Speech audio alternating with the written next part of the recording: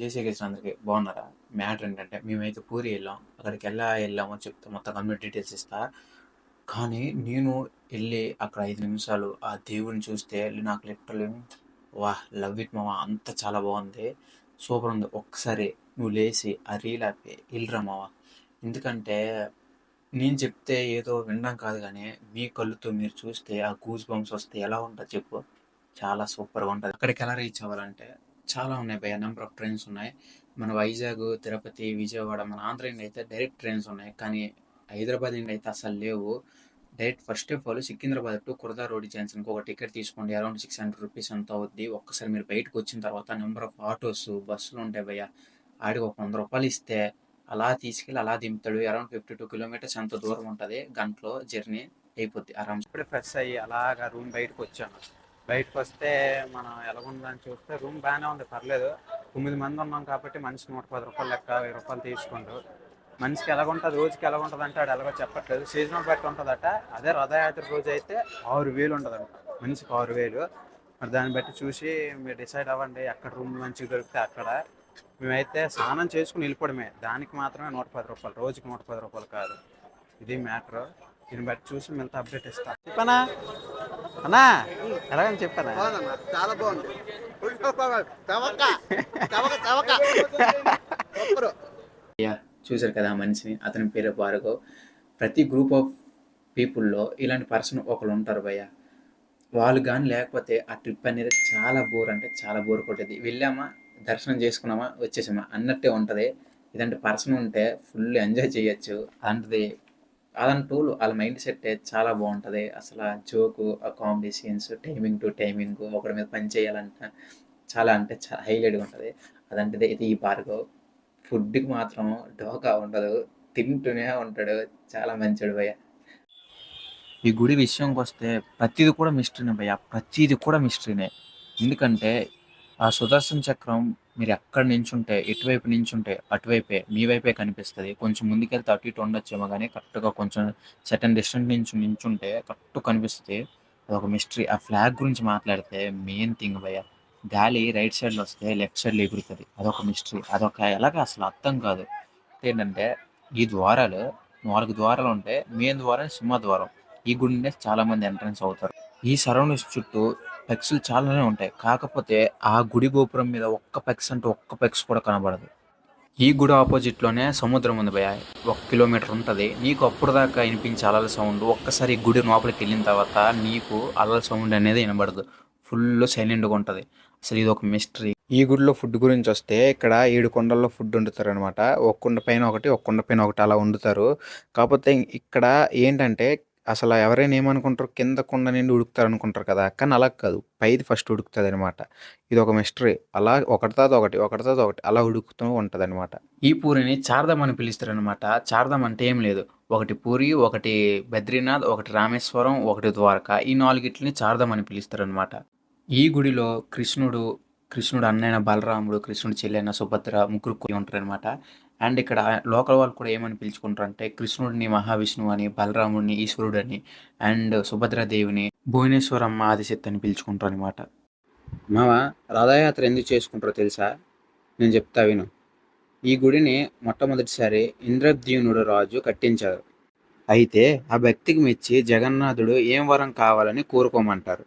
ఆ రాజు, స్వామి, నీ దర్శనమే మహాభాగ్యం, కానీ నాకు ఒక కోరిక ఉంది. నాకు పిల్లలు పుట్టకుండా నా వంశాన్ని ఇక్కడితోనే ఆపేయి. ఎందుకంటే భవిష్యత్తులో ఎవ్వరు కూడా ఈ ఆలయం నాది అని నీకు నీ భక్తులకు మధ్యకి రాకూడదు అని కోరుకుంటారు. అయితే ఆ రాజు భార్య పేరు కోనిచ. ఆమె బాధతో, రాజా, నాకు తల్లి అయ్యే భాగ్యం లేదా బాధపడుకుంటూ అప్పుడు జగన్నాథుడు, అమ్మా, నేను నా అన్న చెల్లెలు నీకు పిల్లలుగా ఉండి ప్రతి సంవత్సరం 9 రోజులు నీ దగ్గర ఉంటాం, నిన్ను తల్లిగా భావిస్తాం అని వరాన్ని ఇస్తాడు. అందుకే ప్రతి సంవత్సరం జగన్నాథుడు ఇచ్చిన మాట నిలబెట్టుకొని అమ్మ దగ్గరికి వెళ్ళి తిరిగి వచ్చేస్తారు. ఇది జగన్నాథ యాత్ర స్టోరీ మామ. ఈ రథయాత్రలో మామ 3 రథాలు ఉంటాయి. ఒకటి కృష్ణుడిది, ఒకటి బలరాముడిది, ఒకటి సుభద్రదేవిది. మామ చెప్తే నమ్మో, ఈ యాత్రకి 10 లక్షల మంది వస్తారు మామ ప్రతి సంవత్సరం. వరల్డ్లోనే పెద్ద పండగ ఇది, చాలా పెద్ద పండగ. ఇక్కడ నిజంగా శ్రీకృష్ణుడి గుండె ఉందంటే నమ్ముతారా? ఇది విను.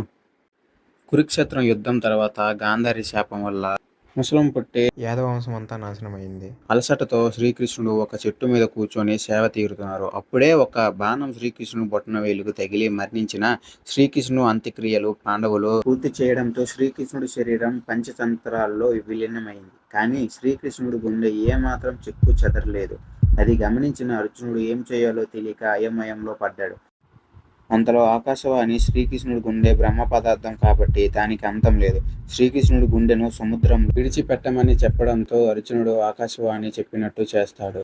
నీటి ప్రవాహంలో వేల ఏళ్లు ప్రయాణించడంతో శ్రీకృష్ణుడి గుండె వేప చెట్టుకు అతుక్కొని నీలి రంగులో దగదగ మెరుస్తూ పూరి జగన్నాథుడుగా వెలిసింది. ప్రతి 12 సంవత్సరాలకు ఒకసారి విగ్రహాలు మార్చినప్పుడు పూరిలో దీపాలన్నీ ఆపేసి పూజారి తన కళ్ళుకి గంతలు కట్టుకొని చేతికి పట్టి వేసుకొని శ్రీకృష్ణుడి గుండె ఒక విగ్రహం నుండి మరొక విగ్రహంలోకి మారుస్తారు. అలా మార్చినప్పుడు శ్రీకృష్ణుడి గుండె కొట్టుకున్నట్టు అనుభూతి చెందినట్టు అక్కడ పూజారులు చెప్తారు.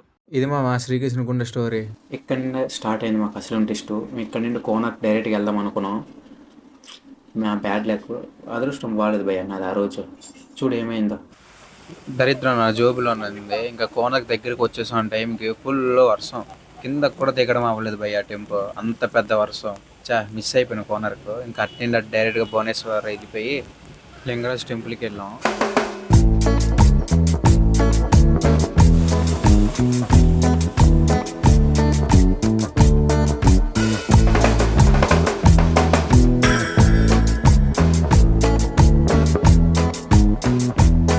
ఇదిగో ఈ గుడే లింగరాజు గుడి. మీకు ద్వారం పక్కన 2 సింహాలు కనిపిస్తున్నాయి చూసారా, దానికి చిహ్నమే లింగరాజు అని. లింగరాజు అంటే లింగాలకి అన్ని రాజు అని మాట. ఈ గుడిని ఇంకోలా కూడా పిలుస్తారు హరిహర శాస్త్రం. మీకు హరిహర శాస్త్రం అంటే ఈ గుడిలో కూడా విష్ణుమూర్తిని పూజిస్తారనమాట. ఇదంతా అవుట్ సైడ్ వ్యూ, లోపల మాత్రం ఫోన్స్ ఆర్ నాట్ అలౌడ్ అనమాట. ఈ గుడిని జదాతి కేసరి కట్టించడం 7వ శతాబ్దంలో. ఈ గుడి చాలా అంటే చాలా పురాతనమైన గుడి. ఈ గుడి లింగం ఓన్లీ 8 అంగుళాలే ఉంటదనమాట, అంత చిన్న లింగం. ఈ గుడిలో ఇంకా చిన్న చిన్న గుళ్ళు ఉన్నాయి. అది ఎలా కట్టారా బాబు మెయిన్ గుడి, ఆ గోపురం మైండ్ పోతుందిరా లోపల అసలు. అది మామ ఇక్కడితో అయితే వీడియో ఎండ్ చేస్తున్నాను. అండ్ నెక్స్ట్ ఇప్పుడు బడ్జెట్ గురించి మాట్లాడుకుంటే మన ట్రావెలింగ్ ఛార్జెస్ ఒక 1000 రూపాయలు తీసేద్దాం అటు ఇటుకి. నెక్స్ట్ ఫుడ్ గురించి వస్తే అది ఒక 500 వేసుకుందాం. నెక్స్ట్ ఏమో ఇంకా రూమ్ల గురించి మాట్లాడుకుంటే బీచ్ ఏరియాలో తీసుకుంటే రూమ్ చాలా బాగుంటుంది భయ్య, అది ఒక 1000 రూపాయలు వేసుకుందాం అక్కడ. ఇంకా నెక్స్ట్ ఇంకేమున్నాయో లోకల్లో తిరగడానికి ఆటో కావాలన్నా బైక్ రెంట్ కావాలన్నా అది ఒక 500. బండోడు అయితే 400 తీసుకుంటాడు, ఆటోడు ఒక 500, అది ఒక 500 వేసుకుందాం. ఇంకేముంటాయి అంతే, మ్యాక్స్ 3000 3500 తెలిసి వచ్చేయచ్చు అంతే. నాకు ఇంకో చిన్న హెల్ప్ చేయాలి మీరు. ఏంటంటే నేను ఎలా వీడియోలు చేస్తున్నాను అంటే ఇలా తీస్తే సరిపోద్దా, ఇంకేమైనా మార్చుకోవాలా, ఇది ఒక్క చిన్న చెప్పండి భయ్య, ఇంకేం లేదు. ఓకేనా, ఇక్కడితో ఉంటా, బాయ్.